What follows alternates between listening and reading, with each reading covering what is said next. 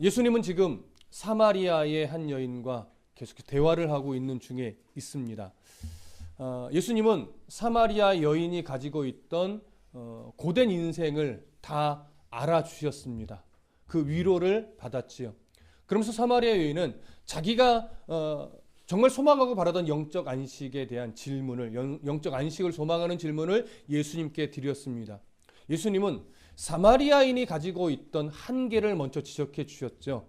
사마리아인들은 사실은 예배의 대상에 대해서 잘못된 시각을 많이 가지고 있었고 우상과 많이 물들어서 혼합주의적인 성향도 많이 가지고 있었습니다. 그러다 보니까 정말 메시아가 바라는 삶의 신앙적 길에서는 소망은 가지고 있으나 많이 벗어나 있었던 것은 분명합니다. 그에 반해 남유다인들은 말씀을 온전하게 바라고 있었고 믿음의 대상인 메시아에 대한 신앙과는 분명하게 가지고 있었는데 그 메시아로 오신 예수 그리스도를 눈앞에 보고서도 그를 인정하지 못하고 영접하지 못하는 그런 오류를 범하고 있었습니다. 이러한 세상 가운데 하나님은 버리는 것으로 하나님의 뜻을 나타내신 것이 아니라 그럼에도 불구하고 인류의 역사 속에서 약속하신 대로 메시아를 유대인 가운데서 태어나게 하심으로 말미암아 변하지 않는 언약, 그리고 곧 성취될, 우리의 입장에서는 이미 성취된 언약이지만 그 당시의 입장에서는 곧 성취될 언약을 보여주고 있었습니다. 사마리아 여인에게 이 말씀을 할 때 그래서 너희들은 이제는 어디서 예배하느냐의 문제가 아니라 이제는 하나님 앞에 어디서든 어떤 상황에 있든지 너의 처지가 어떠하든지 간에 이제는 너희 스스로 하나님께 나아가 예배하면 된다. 그때가 곧 온다 라고 하는 사실을 가르쳐 주었고 이 여인은 메시아가 오시면 정말 그렇게 될 줄로 제가 알고 있습니다. 믿고 있습니다. 이렇게 얘기할 때 예수님이 그 여인에게 한마디 하셨죠. 네가 바라고 고대하고 기다리던 그 메시아가 바로 나다. 바로 이 여인이 이제 자기 눈앞에서 메시아를 만난 겁니다. 이제 예수 그리스도, 메시아이신 예수 그리스도를 만나고 나서 이제 이 여인의 반응이 어떠한가로 오늘 성경이 이어지는데 사실은 오늘 본문이 그렇게만 초점을 맞추진 않아요. 제자들에 대한 이야기가 또 잠깐 나오고 다시 이 여인이 예수 그리스도를 만난 이후에 어떻게 반응하는가, 수가성으로 들어갔잖아요. 동네로 들어간 이야기가 잠깐 나오고 다시 제자들과의 이야기가 또 나오고 다음 주에 살펴보겠지만 다시 카메라 앵글을 누구에게로 또 돌려요? 수가 동네로 들어간 이 여인이 어떻게 증거했고 그 이야기를 들은 동네 사람이 어떻게 반응했으며 그들이 예수님을 만나 어떠한 고백을 했는가, 이러한 이야기를 또 돌리는 거예요. 자, 그렇다면 오늘 본문에서 이렇게 수가성의 이 사마리아 여인과 예수님의 대화가 쭉 이어지는 가운데 사실은 제자들의 이야기가 굳이 들어갈 필요가 있었겠는가? 오히려 그 내용을 살짝 빼고 이 여인에 대한 이야기로만 계속 연결을 했다면 오히려 더 문장이 자연스럽지 않았을까? 이렇게 우리가 생각할 수 있습니다. 그리고 실제적으로도 문장으로만 보면 그게 맞습니다. 그런데 사도 요한은 오늘 이 복음서의 내용을 끌어감에 있어서 그렇게만 일관하지 않고 제자들과 관련된 이야기를 중간중간 지금 삽입을 하고 있단 말이에요. 왜 그럴까요? 예수님은 수가성 여인의 대화만 가지고 뭔가 메시지를 전하는 것이 아니라 그 수가의 사마리아의 한 여인과의 대화와 함께 제자들과 이어지는 대화가 예수 그리스도께서 전하시는 어떤 복음의 메시지의 중요한 내용을 가지고 있기 때문에 그렇습니다. 그러니까 제자들과의 대화와 여인과의 대화 또 동네 사람들과의 대화가 전혀 다른 이야기가 이렇게 교차 편집된 것이 아니라 일관된 어떤 하나의 메시지로 흘러가고 있다라고 하는 거예요. 우리는 그것을 봐야 됩니다. 어떠한 메시지를 강조하시려고 여인과의 대화와 제자들과의 대화를 계속 교차적으로 이렇게 기록하고 있는가? 오늘 그 부분을 좀 집중적으로 살펴볼 것입니다. 먼저 27절 함께 읽겠습니다. 시작. 이때에 제자들이 돌아와서 예수께서 여자와 말씀하시는 것을 이상히 여겼으나 무엇을 구하시나이까? 어찌하여 그와 말씀하시나이까? 묻는 자가 없더라. 자, 동네로 음식을 구하러 들어갔던 제자들이 이제 어느 정도 시간이 지나고 음식을 구해서 돌아왔습니다. 근데 돌아왔을 때는 예수님과 이 여자와의 대화가 한참 진행되고 거의 끝나갈 무렵이에요. 어떤 대화를 하셨는지 들은 것은 아닌 것 같습니다. 그런데 그들이 보기에 예수님과 이 사마리아 여자가 대화하는 것을 제자들은 어떻게 봤다고 해요? 이상히 여겼다고 해요. 여러분 기억해 보시면 왜 이상히 여길 수밖에 없죠? 그들의 문화적 이해 때문에 그래요. 첫 번째는 뭐예요? 사마리아 사람들은 이미 혼혈된 민족으로 보았기 때문에 그들이 이스라엘 유대인의 입장에서는 그들과 대화를 섞는 것이 오히려 불편한 때였습니다. 그러니까 왜 예수님이 저 사마리아 사람과 대화를 할까? 이게 1차적으로 이상한 것이고, 또 두 번째는 어떤 차원에서 이상해요?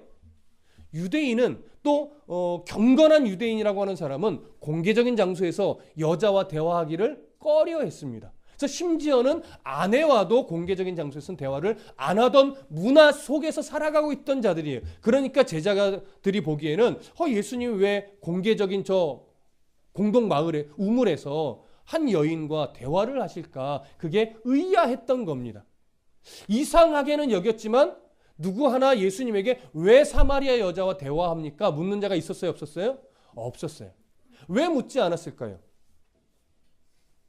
한 번쯤 물을 수 있을 텐데. 아마도 그것은 자기들이 존경하는 예수님이기 때문에 이유가 있겠지. 예. 그리고 그를 존경하고 높이는 차원에서 묻지는 않은 겁니다. 그러나 속으로 의문점은 가지고 있었던 것으로 우리가 알 수 있습니다. 얼마만큼 이 제자들이 예수님을 신뢰했으며 얼마만큼 존경하고 있었는지를 우리가 어느 정도 이해할 수 있는 대목이기도 합니다. 이해되시죠? 자, 28절부터 30절 함께 읽겠습니다. 시작. 여자가 물동이를 버려두고 동네로 들어가서 사람들에게 이르되 내가 행한 모든 일을 내게 말한 사람을 와서 보라. 이는 그리스도가 아니냐 하니 그들이 동네에서 나와 예수께로 오더라. 제자들이 이상히 여기고 있을 때 사마리아 여자는 드디어 나와 대화하신 이 예수란 분이 메시아이구나, 이걸 확신하게 됐습니다. 그리고 나서 물동이를 버려두고 어디로 가요? 동네로 들어갔어요. 여러분, 물동이를 버려두었다라고 하는 것은 사실은 여기서 어떤 의미가 있을까요? 물동이는 현실적인 문제예요. 근데 이 현실적으로 자기의 육체적인 갈증을 해결하는 것보다 무엇이 더 우선 중요하다는 걸 깨달은 거예요? 영혼의 갈증. 복음을 전하는 것, 메시아를, 내가 만난 메시아를 동네 사람들에게 빨리 가서 전하는 것, 이것이 더 중요하고 시급한 문제라고 하는 것을 이 여인은 깨달은 거예요. 그래서 사실은 예수님 만났으면 물동에 물을 채워가지고 들어가서 그 다음에 얘기해도 사실은 돼요. 근데 생각해 보세요. 이 여자가 물동이를 버려두고 갔으면 가서 힘들게 또 가서 그들을 데리고 와서 예수님과 만나고 대화를 충분히 한 다음에 다시 물을 길어 또 가야 되잖아요. 그렇죠? 그런 번거로움을 지금 생각할 여유가 없는 거예요. 내가 만난 예수님을 빨리 가서 내가 친한 동네 사람들한테 빨리 알려주고 싶었던 거죠. 그러니 물동이는 지금 이 여인에게 안중에 없습니다. 여러분, 우리들에게 있어서 예수 그리스도를 만났을 때 정말 내 안에 있던 모든 문제들이 싹 해결되어진 적은 별로 없습니다. 무슨 말씀 이해되세요? 예수 그리스도를 만나서 그 깊은 사랑에 내가 감격해 있을 때 그 감격으로 인해서 내 삶에 있었던 모든 문제가 깨끗하게 씻겨진 적은 별로 없단 말이에요. 그런데 어떤 경험은 있어요? 그것이 예전처럼 정말 심각한 문제로 여겨지지 않고 이제는 그 문제들이 내가 이겨낼 수 있는 문제고 또 하나님 언젠가 해결해 주실 것을 믿는 믿음으로 내 마음의 상태가 바뀌니까 예수님을 만나 내 마음이 환경은 변하지 않는데 평안하고 안정되고 또 소망 있는 삶을 살게 되더라라고 하는 거죠. 이것이 바뀌는 거예요. 지금 이 여인에게 있어서 육체적 가람은 현재 문제가 안 됩니다. 예수님을 만났기 때문에. 오늘 예수 그리스도를 만난 우리들이 신앙의 여정 속에서 많이 놓치는 게 뭐예요? 바로 이 태도예요. 이 감사예요. 이 자족하는 법을 많이 또 잃어버려요. 왜요? 현실에 또 부딪히며 살아가니까. 그게 이상한 게 아닙니다. 이상한 것은 아니지만 성경은 끊임없이 그때의 감격을 생각해봐라. 네가 예수 그리스도를 처음 만나 그 깊은 은혜 속에 잠겼을 때 네 안에 있던 그 문제점들은 더 이상 너에게 문제로 작용하지 않지 않았더냐? 그런데 왜 이제는 예전과 똑같은데 왜 그 문제를 더 큰 문제로 여기고 전전긍긍하며 살아가니? 너희는 내 자녀이고 내가 너희들의 삶을 버리지 않았는데 너희들은 왜 나를 자꾸 외면하고 문제에 갇혀서, 염려에 갇혀서, 근심에 갇혀서 너를 사랑하는 나를 왜 보지 못하고 있느냐? 오늘 그런 외침을 끊임없이 주시는 겁니다. 오늘 본문에서도 이 예수 그리스도를 만나 물동이를 버려두고 동네로 들어간 이 여인을 바라보면서 우리가 다시 회복해야 될 것은 바로 그 자세입니다.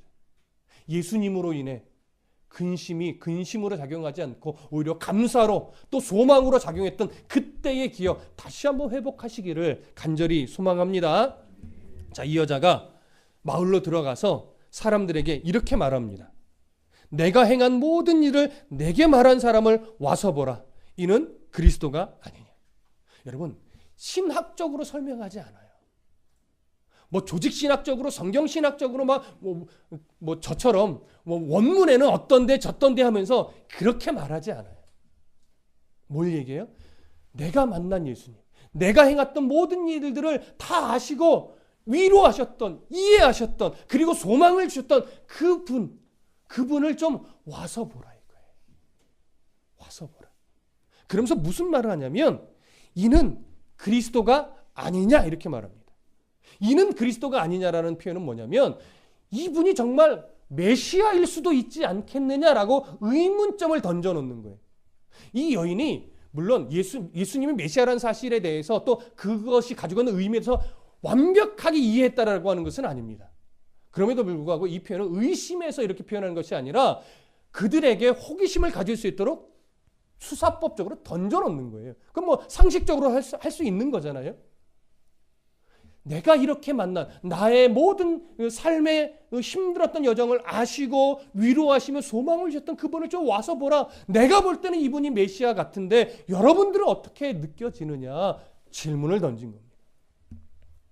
그랬더니 그들이 어떻게 반응을 해요? 30절에 그들이 동네에서 나와 예수께로 오더라. 이 여인의 말을 듣고 많은 동네 사람들이 그래? 한번 그분을 만나보자 하고 우르르 몰려서 예수님께 오게 되었더라라고 하는 거죠.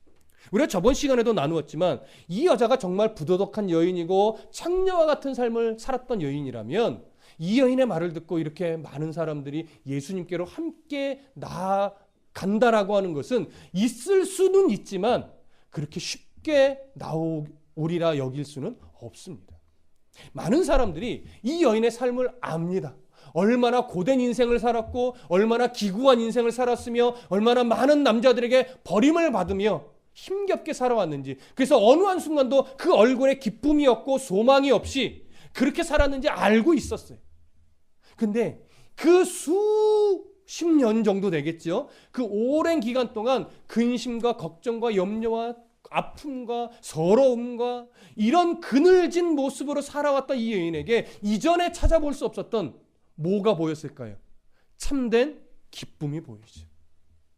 이전에 보지 못했던 평안함이 보이죠. 이전에 보지 못했던 소망이 이 여인의 얼굴 모습과 이 여인의 말투에서 보이는 거예요.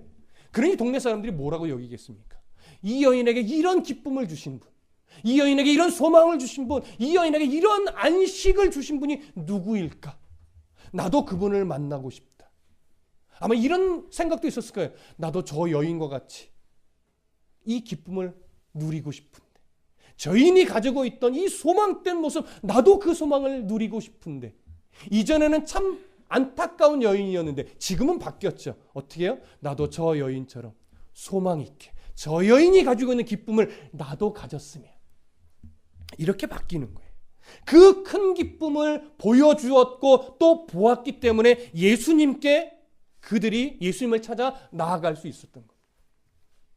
여러분, 전도란 뭐겠습니까? 사실은 저는 인도라는 표현이 더 옳다라고 여기는 사람인데, 여러분 뭐가 인도겠습니까? 교회 나오세요.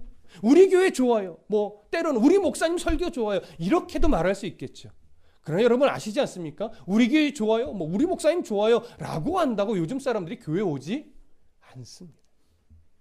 정말 우리 교회 좋아요 한번 와보세요. 그 말 듣고 교회 오는 사람은 이미 무르익었던 거예요. 정말 나가보고 싶었는데 누가 한번 나랑 같이 나갑시다라고 말해주지 않았기 때문에 그런 말 할 때 나오는 사람은 가끔 있으나 보편적으로는 우리 교회 나갑시다 한다고 오는 사람은 없습니다.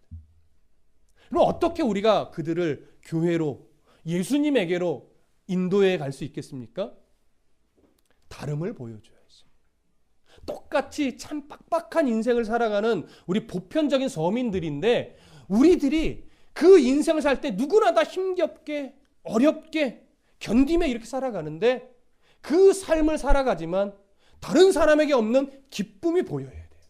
다른 사람에게는 없는 소망 있는 삶의 이 태도가 보여야 돼요. 다른 사람에게는 없는 똑같은 어려운 시절을 보내지만 내가 예수 믿는 자로서 그 어려운 순간들을 어떻게 이겨내는지, 내가 물질을 어떻게 다스리며 살아가는지, 내가 이런 것들을 그들에게 보여주고 느끼게 해줄 때 그들이 내가 만난 하나님에 대한 궁금증을 갖고 나도 당신이 만난 하나님, 당신에게 그렇게 소망을 주고 기쁨을 주고 안정감을 주신 그 하나님을 나도 좀 만나게 해달라고 하는 이런 반응을 보일 수 있는 거죠. 그게 인도입니다. 여러분. 그로 인해서 그들이 교회에 오고 그도 똑같이 누구를 만나는 거예요? 예수 그리스도를 만나는 거죠. 그러면 그도 똑같이 하나님을 향하여 기쁨과 소망으로 이 안정감을 누릴 수 있는 성도로 바뀌어지게 되는 거예요. 이 여인이 행한 건 바로 그거밖에 없어요. 그래서 우리도 뭘 회복해야 될까요? 또 바로 이런 기쁨을 다시 회복해야 됩니다. 이런 태도를 회복해야 됩니다. 그래서 가족들에게 또 형제들에게 또 나와 함께 자주 부딪히는 이웃들에게 이제는 표정에서부터 말투에서부터 정말 예수 그리스도로 인해 회복된 모습을 보여주신다면 언젠가 그들도 내가 믿는 하나님을 그들이 바라보고 싶어하고 만나고 싶어하는 그런 소리를 듣게 될 것이라 저는 믿습니다. 그 하나님을 향해서 여러분들 안에 있는 마음의 태도를 다시 회복해내시기를 간절히 소망합니다. 31절 함께 읽겠습니다. 시작. 그 사이에 제자들이 청하여 이르되 랍비여 잡수소서. 자, 카메라 앵글을 이제 누구에게로 살짝 돌립니까? 제자들에게로 이제 살짝 돌립니다. 자, 왜 제자들에게로 돌리는지 우리가 이제 확인을 해야 되는데 31절에 그 사이에라고 합니다. 자, 어느 때를 말하는 걸까요? 그 사이에. 어떤 사이 시간을 말하는 걸까요? 이 여인이 마을 사람들에게 내가 자신이 만난 예수님을 증거하러 들어간 그 사이, 긴 시간은 아닐 것으로 여겨집니다. 그 사이에 이제 제자들이 예수님께 이제 나와서 말합니다. 랍비여 잡수소서. 예수님에게 음식을 권하는 거예요. 왜냐하면 당시 제자들은요 스승의 건강을 이렇게 관리하고 책임져야 하는 관습이 있습니다. 자기가 스승으로 섬기고 따르는 사람이 배고프지 않도록 건강을 해치지 않도록 열심히 봉양해야 되는 관습을 그 당시 많은 사람들이 가지고 있었습니다. 그러니까 지금 제자들은 예수님에게 빨리 뭐예요? 예수님이 식사를 하실 수 있도록 하고 싶은 거예요. 이 얘기는 뭐냐면 지금 예수님은 충분히 배고프신 상태라고 하는 거예요. 왜? 오랜 시간 사마리아 오른 여정 속에서 거의 한 끼도 못 드셨을 거예요. 그러니 얼마나 배고프신 상태겠습니까? 그걸 제자들이 알고 있는 거예요. 왜? 자기도 같이 못 먹었으니까. 그리고 예수님이 또 얼마나 피곤한 상태인지 아는 거예요. 그러니 빨리 식사를 하시고 기력을 회복해야 된 상태이기 때문에 강권하여 뭐라고 말해요? 빨리 잡수십시오. 저희가 음식을 준비해 왔으니 빨리 드시라고 하는 거예요. 그랬더니 예수님이 뭐라고 말씀하십니까? 자, 32절 함께 읽겠습니다. 32절 시작. 이르시되 내게는 너희가 알지 못하는 먹을 양식이 있느니라. 음식을 드시라고 강권하는 제자들에게 예수님이 이렇게 말해요. 내게는 너희가 알지 못하는 먹을 양식이 있느니라. 여러분 책망하는 어조일까요? 진심으로 뭔가를 좀 바르게 가르쳐야 되겠다라고 하는 좀 간절한 어조일까요? 예, 책망하는 어조는 아닐 겁니다. 내가 너희들에 대해 아주 중요한 걸 가르쳐야 된다. 이런 간절한 마음으로 말씀하시는 거예요. 내게는 너희가 알지 못하는 먹을 양식이 있느니라. 그럼 예수님은 지금은 육의 양식을 좀 우습게 보는 면을 가지고 계실까요? 그거는 아닙니다, 여러분. 육의 양식을 우습게 적게 보고서 너희는 육의 양식만 치우치냐 이걸 말하는 건 아닙니다. 그러나 육신의 배고픔을 채우는 것보다 더 중요한 게 있다는 사실을 알려주고 싶은 거예요. 그게 뭐예요? 영적 배고픔을 채우는 것. 많은 사람들은 육신의 배고픔을 채우기 위해서 열심히 살아가지만 그것도 중요하지만 그것보다 더 중요한 건 영적 배고픔을 채우는 일인데 많은 사람들이 그걸 놓치고 있다라고 하는 것이죠. 제자들아 너희는 알아야 된다는 거 먼저. 사람은 육신의 배고픔을 채우는 일이 중요하다. 그러나 영적 배고픔을 채우는 일을 그것 때문에 빼앗겨서는 절대 안 된다. 이 사실을 지금 가르치고 싶으신 겁니다. 그랬더니 예수님이 이 말씀을 제자들이 사실은 잘 알아듣지 못했어요. 그래서 32절과 33절, 34절 함께 읽어보겠습니다. 시작. 제자들이 서로 말하되 누가 잡수실 것을 갖다 드렸는가 하니 예수께서 이르시되 나의 양식은 나를 보내신 이의 뜻을 행하며 그의 일을 온전히 이루는 이것이니라. 이해가 안 되니까 제자들은 뭐라고 말해요? 누가 벌써 양식을 갖다 드렸나? 이렇게 서로 묻는 겁니다. 그랬더니 예수님이 이제 그렇게 의문점을 품고 있는, 궁금증을 품고 있는 제자들에게 말씀하시죠. 나의 양식이 뭔지 아느냐? 나의 양식은 나를 보내신 이의 뜻을 행하며 그의 일을 온전히 이루는 이것이니라. 자, 예수님의 양식, 이건 육체적 양식을 말하는 것이 아님을 우리는 알 수 있습니다. 예수님의 양식은 뭐라는 거예요? 하나님이 예수님에게 주신 사명이라는 거예요. 그 사명을 온전하게 이루는 것이 자기의 양식이라고 말씀하는 겁니다. 그러면 예수님이 하나님으로부터 받으신 사명이 뭐예요? 인간의 구원을 위해 이 땅에 성육신하여 십자가의 속죄 제물로 죽으시고 3일 만에 부활하셔서 구원을 완성하시는 그 일. 나는 그 일을 완수하기 위해 이 땅에 온 것이지 육신의 배고픔을 너희들을 도구로 육신의 배고픔을 채우고 유명해지고 부자가 되고 이 나라의 왕으로서 군림하고 이러기 위해서 온 사람이 아니다. 나는 하나님의 뜻을 따라 인간의 구원을 위해 친히 죽으러 또 부활하러 온 자다. 그런 메시아다. 이걸 지금 알려주는 겁니다. 이 사역을 위해서. 그러니까 제자들이 이제 예수님을 바라보는 시선도 앞으로 바뀌어야 돼요. 왜냐면 아직도 제자들 안에 예수를 바라보는 시선은 뭐가 남아있어요? 저분이 우리의 왕이 되셔야 되는데. 저분이라면 우리를 배고픔에서 해결해 주실 텐데. 저분이라면 우리를 로마의 압제에서 해방시켜 줄 능력이 있으신 분인데. 저분이 왕이 되면 나도 한 자리 차지해야지. 이런 식의 이해가 아직 버려지지는 않았단 말이에요. 그걸 앞으로 하나님이 바꿔 가실 겁니다. 자, 예수의 이제 자신의 사역이 무엇인지에 대해서 그 본질을 가르쳐 주셨는가? 이제 그 이유가 등장을 합니다. 35절. 함께 읽겠습니다. 시작. 너희는 넉 달이 지나야 추수할 때가 이르겠다 하지 아니하느냐? 그러나 나는 너희에게 이르노니 너희 눈을 들어 밭을 보라. 희어져 추수하게 되었도다. 자, 저를 보세요. 여기서 너희는 넉 달이 지나야 추수할 때가 이르겠다 하지 아니하느냐라는 이 표현은요. 사실 좀 견해가 두 가지가 있어요. 하나는 뭐냐면 그들이 이제 보편적으로 가지고 있던 어떤 말이죠.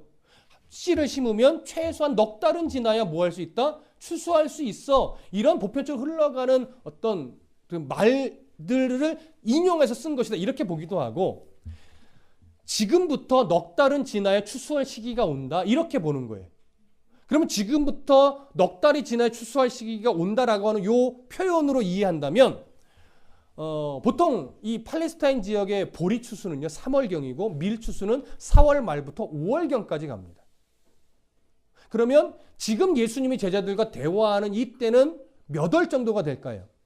대략 1월로 보는 겁니다. 그래서 그 때를 알려주는 표현으로 보는 거예요. 두 가지 다 큰 문제는 되지 않습니다. 그러나 전체적으로 이렇게 흘러보면 아마도 이거는 시기를 알려주는 것으로 여겨져요. 너희들은 지금부터 한 4달 정도는 지나야 추수할 때가 이를 것이라고 이야기를 한다. 그러면 지금은 1월경이죠. 아직 들판에 밀이든 보리든 무르익지 않은 상태라는 얘기죠. 그런데 예수님이 이제 하고 싶은 얘기가 나오죠. 그러나 나는 너희에게 이르노니 너희 눈을 들어 밭을 보라. 희어져 뭐하게 되었다? 추수하게 되었다. 무르익었다는 얘기죠. 그러면 여기서 너희 눈을 들어 밭을 보라고 할 때 이 밭은 들판에 있는 밭일까요? 아니면 다른 밭일까요? 다른 밭이겠죠. 아직 들판은 무르익은 상태가 아니기 때문에. 그러면 예수님이 눈을 들어서 보라고 한 밭은 어떤 밭일까요? 어떤 밭? 네, 영적인 밭이에요. 그런데 조금 구체적으로 보면 지금 수가성 여인이 동네로 들어가서 그들에게 자기가 만난 예수님을 증거했고 많은 사람들이 그 예수님을 만나고 싶어서 뭐하고 있는 중이에요? 오고 있는 중이에요. 그러니까 예수님이 지금 이 영적인 밭을 말하는 대상은 누구냐면 오고 있는 수가성의 사람들. 그들을 보라 이거예요. 그들은 지금 나를 만나고 싶어서 영적인 그 안식을, 참 소망을, 여인 같은 참 기쁨을 바라보며 나오고 있는 그들을 보라는 거죠. 그러니까 넓게 보면 뭐예요? 복음이 필요한 모든 사람들이 바로 이 추수의 대상인 거예요. 자, 그렇다면 예수님이 제자들에게 결국 말하는 건 이거죠. 너희들은 땅의 곡식은 아직도 4달이 지나야 추수할 것이라고 말을 하지만 그것보다 너희들이 중요한 것은 뭐냐면 영적 추수는 이제는 한시가 급한 때가 왔다 이거예요. 그동안은 메시아를 기다리며 수천 년의 시간이 흘러왔지만 이제 메시아가 이 땅에 왔으니 너희들이 내가 구원을 성취하고 나면 이제 그 영적 추수를 끊임없이 시기를 놓치지 말고 빨리빨리 해야 될 때가 이제 왔다 이거예요. 영적 추수는 이렇게 시급한데 너희들이 여유를 부리면 안 된다라고 하는 거죠. 영적 추수의 대상도 바르게 봐야 되고 그들에게 복음을 전하는 것이 얼마나 중요한 일인가도 깨달아야 되고 그리고 또 때에 맞게 신속하게 또 속히 복음을 전하는 이 일에 너희들이 최선을 다해야 한다라고 하는 것을 가르치고 싶은 겁니다. 자, 무슨 말씀이 이해되시죠? 자, 이제 36절 함께 읽습니다. 시작.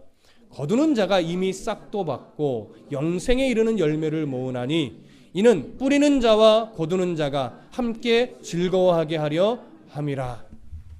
거두는 자가 나오고 뿌리는 자가 나옵니다. 우리가 먼저 정리해야 될 것이 뭐냐면 뿌리는 자는 누구를 말하는 것이고 거두는 자는 누구를 말하는 걸까요? 이게 좀 견해들이 많이 갈립니다. 그래서 우리가 좀 잘 이해할 필요가 있는데 일단 첫 번째 견해는 이런 거예요. 뿌리는 자는 구약의 여러 선지자들, 세례 요한까지 포함하고 있는 구약의 여러 선지자들이 바로 뿌리는 자이고 그 다음에 지금의 제자들이 거두는 자다. 이런 견해가 하나 있습니다. 자, 두 번째 견해는 뿌리는 자는 성부 하나님이다. 구원을 계획하신 성부 하나님. 그리고 거두는 자는 그것을 성취하신 예수 그리스도가 바로 거두는 자이다. 이렇게 보는 시선이 하나 있습니다. 또 하나의 견해는 뿌리는 자는 예수님이시다. 거두는 자는 그의 제자들이다. 또 하나의 견해가 있습니다. 뿌리는 자는 예수님이시고 거두는 자도 예수님이시다. 이런 견해도 있습니다. 여러분, 어떤 견해가 맞을까요? 한번 생각해 보십시오. 그런데 거둔다라고 하는 것은 뭐예요? 그들을 예수님께로 인도하여 그들이 예수님을 만나 구원에 이르는 게 거두는 거잖아요. 이런 시선으로 본다면요. 지금 4가지 견해가 무엇을 기준으로 보느냐에 따라 다 적용이 돼요. 무슨 말씀 이해되세요?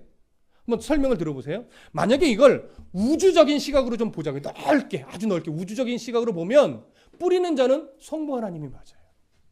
그래서 그것을 이루어 구원에 이르게 하는 그 분은 뭐예요? 거두는 자는 예수 그리스도예요. 근데 이 시선을 조금 좁혀서 구약 시대와 신약 시대라고 하는 기준으로 비교라는 차원의 시선으로 본다면 뿌리는 자는 누구겠습니까? 오실 메시아를 바라보며 하나님이 주신 말씀을 끊임없이 증거했던 구약의 선지자들, 세례 요한까지를 포함하죠. 그럼 거두는 자는 뭐예요? 그 이후에 예수 그리스도를 만나 복음을 전했던 제자들, 그들이 거두는 자가 될 겁니다. 근데 이 시선을 또 조금 더 좁혀서 신약 시대만으로 보자고요. 신약 시대. 지금도 뭐예요? 신약 시대를 우리는 살아가잖아요. 신약 시대라고 하는 이 시선으로만 보면 뿌리는 자는 예수 그리스도시죠. 거두는 자는 누구예요? 12 제자들을 출발점으로 하고 있는 모든 제자들이죠. 지금 우리들도 예수 그리스도의 제자들이에요. 그럼 우리도 거두는 자에 해당이 됩니다. 근데 이 시선을 조금 더 좁혀서 사마리아 여인과 대화하는 요 사건으로만 보자고요. 그럼 누가 뿌리는 자일까요? 예수님이죠. 누가 거둔 자일까요? 예수님이에요. 무슨 말씀 이해되세요? 어떤 시선으로 보느냐에 따라 다 적용이 됩니다. 그런데 예수님이 지금 이 자리에서 제자들과 대화 속에서 이런 의미를 가지고 그들을 가르칠 때 사실 강조하고 싶은 초점은 어디에 있을까요? 뿌리는 자는 예수님이고 이제 거두는 일을 해야 될 자는 누구라는 거예요? 바로 제자들이라는 거예요. 그걸 더 강조하고 싶은 거예요. 그래서 마태복음 13장의 내용으로 가보면 전체절을 읽어보면 예수님은 자신을 뿌리는 자로 표현합니다. 그리고 제자들을 거두는 자로 묘사를 합니다. 전체로 본다면. 그래서 어떻게 보든 문제는 되지 않으나 지금 예수님의 강조점은 내가 하나님의 뜻을 따라 성육신하여 이제 그 뜻을 이루러 왔다. 내가 그 하나님의 뜻을 성취하면 이제 너희들은 그 구원 사역을 근거로 뭐 해야 된다? 거두는 사역에 최선을 다해야 된다. 그런 삶을 너희들이 살아내야 한다. 이걸 강조하고 있는 겁니다. 여러분 무슨 말씀이 이해되십니까? 그렇다면 이 말씀은 오늘 우리들에게도 동일하게 적용이 되는 말씀이라는 것 여러분 잊지 않으셔야 될 겁니다. 거두는 자의 사명은 바로 이렇게 예수 그리스도 그분으로 인해 우리에게 주어진 구원이 얼마나 크고 값진가를 보여주고 들려주고 느끼게 해주는 겁니다. 그래서 그들이 누구를 만나게? 예수 그리스도를 만나서 그도 예수님을 믿고 하나님의 나라의 백성이 되게 하는 것. 이것이 바로 제자된 자들의 사명인 거죠. 노방전도를 말하는 게 아닙니다. 그것도 포함을 하지만 앞에서도 말씀드렸듯이 우리가 정말 성도의 삶을 바르게 살아남으로 말미암아 정말 성도답다라고 하는 인정을 받고 그런 소리를 들으며 그들에게 성도다운 삶이 무엇인가를 정말 보여주고 있느냐, 이 치열한 믿음의 싸움을 싸워내고 있느냐, 이걸 말하는 거예요. 그래서 여러분 어디를 잠깐 보시냐면요, 다음 주에 나누게 될 말씀이지만 42절을 한번 보세요. 42절. 자, 함께 읽어보겠습니다. 42절 요한복음 4장 42절 시작. 그 여자에게 말하되 이제 우리가 믿는 것은 네 말로 인함이 아니니 이는 우리가 친히 듣고 그가 참으로 세상의 구주이신 줄 알미라 하였더라. 자, 이 동네 사람들이 예수를 만나 교제하고 예수 그리스도가 세상의 구주이라는 걸 인정하고 믿게 됐을 때 여인에게 이렇게 말했어요. 우리가 예수를 믿은 것은 당신 때문이 아닙니다. 우리 예수 그리스도를 만나고 나서 그의 말씀을 듣고 나서 우리가 확신했기 때문입니다. 무엇으로? 예수님이 세상의 구주시란 걸 확신하게 되었기 때문에 우리가 예수를 지금 믿고 따르는 겁니다. 그러니 이 여인의 몫은 결국 뭐였어요? 그들을 예수님에게로 인도하는 것, 내가 만난 예수님을 들려주는 것, 보여주는 것, 나는 그거밖에 한 게 없는 거예요. 진짜 믿음은 그들이 예수 그리스도의 말씀을 듣고 거기서 그 말씀이 참인 줄 알고 인정하고 그래서 하나님을 영접하여 내가 하나님 나라의 백성 되었다는 확신을 말씀을 근거로 갖게 될 때 비로소 이들은 하나님을 믿은 겁니다. 그러니 여러분 인도한 걸 갖고 내가 전도왕이니 이런 거 하지 마십시오. 전도왕이란 없습니다. 우리가 할 수 있는 것은 그들이 예수를 믿도록 끊임없이 들려주고 보여주고 느끼게 해주는 이것이 가르친다는 것에 포함이 되는 거예요. 마태복음 28장에 있는 것처럼 가르쳐 지키게 하라가 아니라 지키도록 뭐하라? 끊임없이 가르치라. 말로만이 아니라 삶의 태도로 고난을 견디어내는 모습으로 많은 것을 가졌을 때 겸손히 그것을 쓸 줄 아는 자세로 온유한 성품으로 친절한 말투로 기꺼이 낮은 자리에 가서 섬기는 태도로 그렇게 그리스도의 사랑이 무엇인지를 보여주고 들려주고 느끼게 해줌으로 말미암아 그들이 예수님을 보게 만들고 그 말씀을 듣게 만들고 그것을 들음으로 말미암아 하나님이 그 사람을 바꾸시고 변화시킬 수 있도록 하는 것. 그래서 믿게 하시는 이는 하나님이시지 여러분들이 아닙니다. 여러분 이거 꼭 기억하시길 부탁드립니다. 이렇게 이 여인을 통해서 많은 사람들이 예수님께 나아온 것이죠. 예수님은 우리가 그런 거두는 자의 삶을 살아야 된다라고 하는 것을 강조하시면서 그것을 강조한 이유를 또 하나 이렇게 설명합니다. 36절 잘 보세요. 끝부분에 보시면 이는 뿌리는 자와 거두는 자가 함께 즐거워하게 함이라. 여러분 뿌리는 자와 거두는 자 강조된 표현으로 보면 예수님을 뿌리는 자고 우리는 이제 거두는 자의 삶을 살아가야 돼요. 그럼 왜 예수님이 이걸 강조했느냐? 뿌리는 자도 거두는 자도 예수님도 제자된 우리들도 함께 예수님과 함께 모아하려고 기뻐하게 하려고. 이것을요 마태복음 25장 21절에 가보면 이렇게 표현했어요. 그 주인이 이르되 잘하였다 착하고 충성된 종아 네가 적은 일에 충성하였음에 내가 많은 것을 내게 맡기리니 네 주인의 즐거움에 참여할지어다. 이런 우리는 예수님으로 인해 기뻐하고 있는 자입니다. 근데 이 기쁨이 배가 되고 더 늘어나는 방법이 뭔지 아십니까? 구원받는 백성이 늘어나는 모습을 보게 되는 거예요. 내가 바르게 살아내고 성도답게 살아냄으로 말미암아 누군가 나를 통해 예수님을 만나게 되고 누군가 나를 통해 예수님을 만나 정말 가장 행복한 삶을 살게 되는 그 모습을 바라보는 것, 그게 하나님을 기쁘시게 하는 거고요. 그 하나님의 기쁨에 나도 동참하여 내가 기뻐할 수 있게 된다라고 하는 거예요. 여러분, 목회자의 기쁨이 저는 개척을 하고 8년 말씀과 함께 씨름하고 여러분들과 신앙생활을 하면서 더 확실하게 알게 됐어요. 우리가 사실 노방주인데 참 약한 교회잖아요. 제가 못하는 걸 여러분들한테 강요하지 않잖아요. 그럼에도 불구하고 말씀을 사모하고 말씀이 필요한 자들을 하나님이 보내셔서 그들이 바르게 말씀이 선포되어질 때 여러분 스스로가 그 말씀을 아멘으로 받고 스스로 삶에 적용하고 그 말씀대로 정말 바르게 살아내려고 치열하게 몸부림치는 것을 제가 봅니다. 제가 느낍니다. 그리고 가끔 여러분들이 그 씨름의 이야기를 저에게 해줘요. 그러면요, 목회자 입장에서 제가 그게 얼마나 기쁜지 몰라요. 성도 10사람이 갑자기 오는 것보다요, 말씀으로 성도 한 사람이 정말 성도답게 살아가려고 하는 씨름으로 몸부림쳐요. 그걸 제가 보게 되고 느끼게 되고 듣게 될 때 그 기쁨은 물론 성도 10사람이 오는 것도 기쁘지만 한 성도가 말씀답게 살아가는 씨름을 치열하게 해내는 걸 들을 때 정말 목회의 보람과 기쁨을 느낍니다. 그것 때문에 말씀을 연구하고 전하는 걸 내려놓을 수가 없는 거예요. 포기할 수가 없는 거예요. 저는 정말 설교에 욕심이 많은 사람입니다. 정말 전도사님에게 설교할 기회를 내주고 싶지 않을 때가 참 많습니다. 저 혼자 다 하고 싶어요. 근데 그건 뭐예요? 욕심이지. 그래서 저는 할 수만 있으면 우리 전도사님도 동일하게 그 말씀의 그 치열한 삶과 또 그 말씀을 전함으로 말미암아 성도들이 도전을 받고 말씀과 씨름하는 삶의 어떤 그런 은혜를 보고 누릴 수 있는 기회를 조금 줄 겁니다. 많이는 못 줍니다. 저도 욕심이 있기 때문에. 전도사님이 또 설교할 때 여러분 또 아멘으로 받아주시고 얼마나 그걸 전하려고 치열하게 씨름했을까, 이런 그 준비된 모습들을 좀 기억해 주시면 고맙겠습니다. 우리는 지금 그런 기쁨을 저와 함께 누리고 있고 여러분들도 여러분들 환경에서 이제 그걸 누려야 합니다. 이미 누리신 분도 있고 또 그걸 누려야 될 분도 있지. 오늘 예수님의 이 말씀이 내 즐거움에 참여해라는 이 음성으로 들을 수 있기를 바랍니다.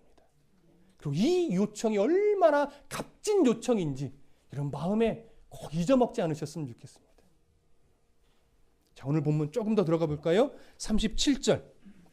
오늘 본문으로 가셔서 37절 함께 읽습니다. 시작. 그런즉 한 사람이 심고 다른 사람이 거둔다 하는 말이 옳도다.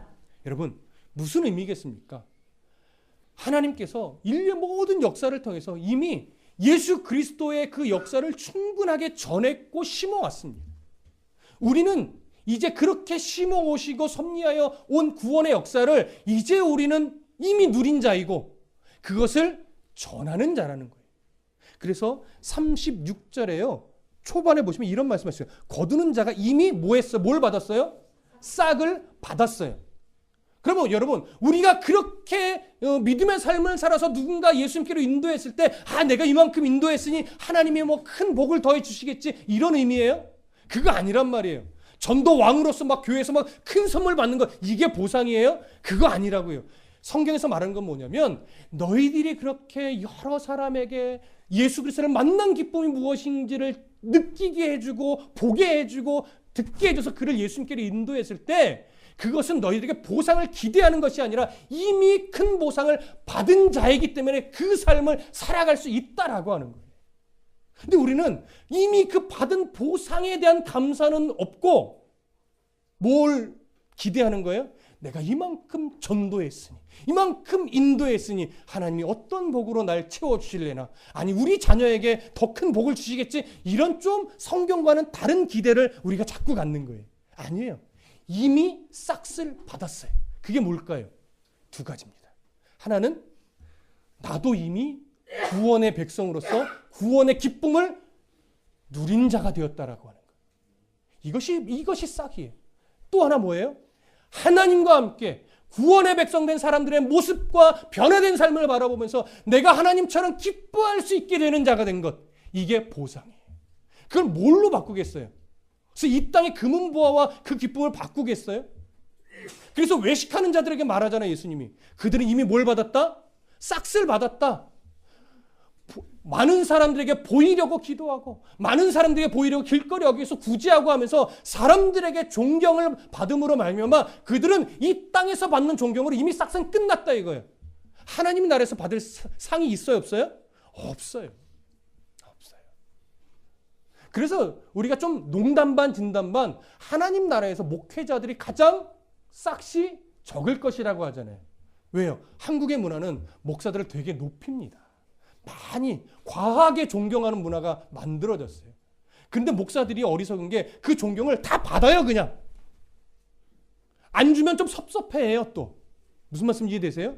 그러다 보면 하나님이 주실 이 싹이 적어지는 거예요. 성경의 원리로 보면 그걸 주지 마세요 막 이러라는 건 아니고, 그걸 겸손히 하나님 앞에서 나를 단돌이 하고 그것으로 교만해지지 않으려는 씨름을 해야 되는데, 이게 연륜이 쌓아지고 막 오래되고 막 사람이 늘어나고 많은 과한 존경을 받다 보면 그게 이제 점차 누가 잘나서 그런 것처럼 여긴다고요. 목사가 자기가 잘나고 자기가 잘해서 그런 것으로 착각하니까 이제 존경을 안 해주면 막 섭섭해지고 화를 내고 막 이럴 때가 있다고요. 그건 아니란 말이에요. 오늘 성경은요, 너희들이 믿음의 삶을 살아갈 때 이미 싹쓸 받았다. 그리고 하나님과 함께 그 기쁨에 동참하고 있다면 그건 큰 보상을 이미 받은 증거다라고 하는 거예요. 여러분 이거 놓치지 마십시오. 그래야 신앙이, 목회가 건강해집니다. 엉뚱한 것을 기대하고 이상한 방향으로 흘러가는 성도의 삶이 되지 않을 수 있어요. 그래서 말씀을 근거로 나는 이미 큰 싹쓸 받은 자로서 당연히 거두는 자의 삶을 살아가는 자가 되었다라고 하는 것, 여러분 꼭 가슴에 새겨주시기를 부탁합니다. 마지막 38절 함께 읽겠습니다. 시작. 내가 너희로 노력하지 아니한 것을 거두러 보내었나니 다른 사람들은 노력하였고 너희는 그들이 노력한 것에 참여하였느니라. 좀 전에 드렸던 설명과 동일합니다.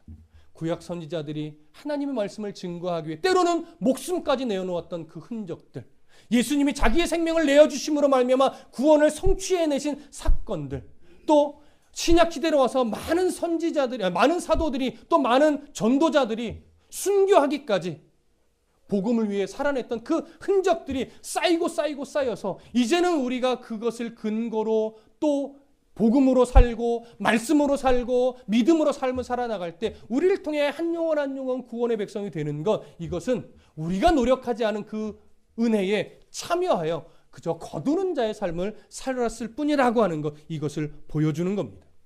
이런 은혜는 사실 어느 시기부터 본격적으로 이런 삶을 살게 됐느냐, 오순절 마가의 다락방에 성령의 강림이 일어남으로 말미암아 우리가 성령에 붙들려 살게 됐을 그때부터 사실은 더 본격적으로 이런 삶을 살아가게 된 거예요. 오늘 우리가 이런 삶을 살아갈 수 있는 비결은 하나예요. 내 안에 계신 예수 그리스도를 더 충만하게 느끼고 그 말씀의 인도함을 따라 우리가 바르게 순종하는 씨름을 할 때 이 아름다운 역사들은 더 뜨겁게, 더 은혜로 일어날 겁니다. 그러니 내 안에 계신 성령의 음성에 내가 귀를 막아두고 있으면 이런 삶을 살기 어려워요. 그럼 내 안에 계신 성령의 그 음성을 어떻게 해야 충만하게 듣고 그 말씀에 순종할 수 있을까요? 사실은 하나입니다. 기도하는 중에 말씀과 함께 깨어있는 거예요. 하나님을 알아가는 지식에 날마다 새로워지는 싸움을 하는 거예요. 그래서 기도의 무릎이 깊어지고 말씀을 통해 하나님을 만나는 이 일에 늘 새로워질 때, 늘 가득해 있을 때, 그때 우리는 우리 안에 있는 성령의 음성을 더 가깝게 들을 수 있고 그 들은 말씀대로 충만하게 살아갈 수 있는 힘이 생기는 겁니다. 그래서 예배에 그래서 안 빠지려고 하는 것이고, 그래서 틈만 있으면 내가 어디서든 기도할 수 있는, 꼭 아버지 하나님 이러지 않아도 그저 하나님 대신, 아버지 대신 하나님과 그저 대화하듯 그냥 넋두리 하듯 대화를 하더라도 내가 하나님과의 교통함을 계속 가져야 돼요. 하나님은 영이시니 예배하는 자가 무엇으로 예배해라? 영과 진리로. 성령의 인도함 가운데 하나님을 구하고 찾고 대화하고 찬송하고 기도하고 또 공간에 모여서 함께 예배하고, 그렇게 되어질 때 우리는 이러한 삶, 거두는 삶, 노력하지 않은 것에 참여하여 하나님의 기쁨에 동참하는 삶을 아름답게 살아가게 되실 겁니다. 이런 은혜가 저와 여러분들의 삶에 정말 충만하게 일어나기를 소원하고 축복합니다.